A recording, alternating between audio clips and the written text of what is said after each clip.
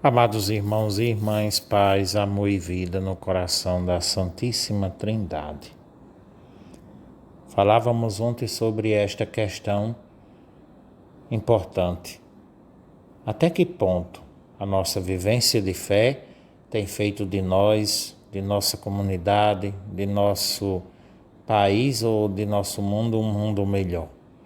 Até que ponto a minha espiritualidade faz de mim um homem e uma mulher mais trabalhado e vivendo o amor, né? Talvez eu não tenha condições de fazer uma análise do meu país, uma análise da minha cidade, uma análise do mundo, mas eu tenho condições de fazer uma análise pessoal. Seria bom, embora não tenhamos condições de analisar de maneira completa quais os passos de humanização que demos no século XX, né? Mas neste ano, neste dia, o que foi possível? Como eu melhorei? Então a gente precisa ver isso. A minha vivência de fé, minhas orações, fazem de mim uma pessoa mais humana, uma pessoa mais desumana?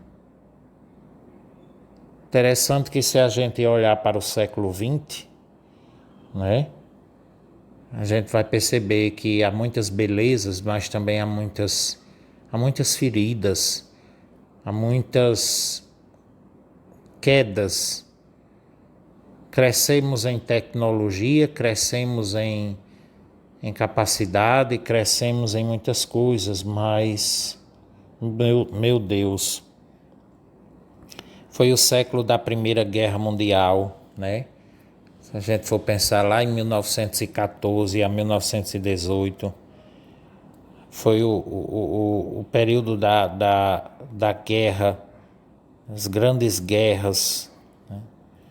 Se a gente for pensar, predominou nesse século passado tantos conflitos, tantas guerras, Guerra Fria, Segunda Guerra Mundial, extermínio de grupos, religiões cada vez mais falidas. Então é preciso a gente ver isso, né? Guerra Civil Espanhola, massacres, torturas, brutalidades, genocídios, meu Deus, tanta maldade, fome, o que mais nós podemos elencar? Ah, isso não tem nada a ver comigo. Sim, tem a ver comigo, tem a ver com você, tem a ver com todos nós. O que faltou? Ou poderíamos perguntar, o que falta acontecer para nós seres humanos percebermos que às vezes nós estamos crescendo em enfeites e diminuindo em humanidade?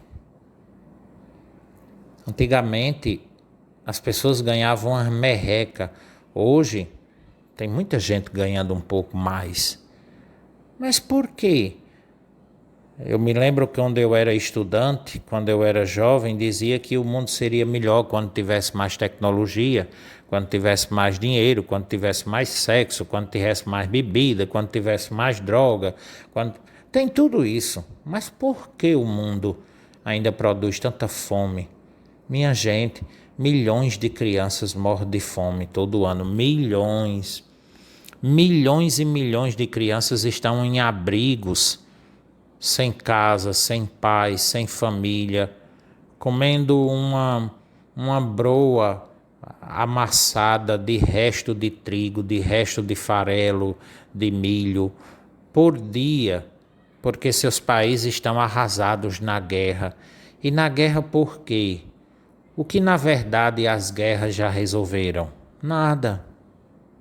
Nós estamos usando a tecnologia para produzir bomba atômica, para produzir poder, para meia dúzia, impor os seus quereres, impor os seus demônios individualistas e egoístas que não é capaz de aceitar o vizinho do jeito que o vizinho é, e vamos produzir guerras.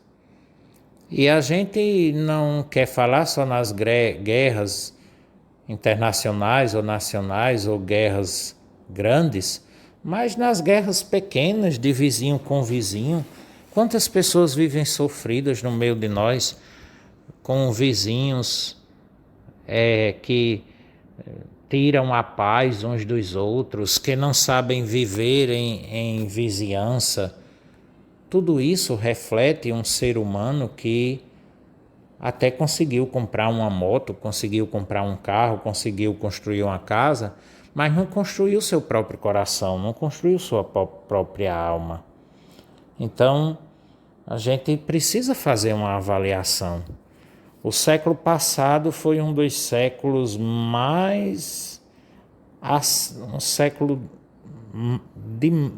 de mais desastre, morte e sofrimento que teve. O que faltou, né? O que faltou?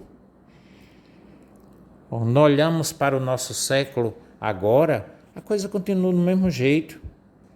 Religião brigando com religião, partido político perseguindo partido político, cada um grita para um lado e grita para o outro, eu tenho a razão, eu estou certo.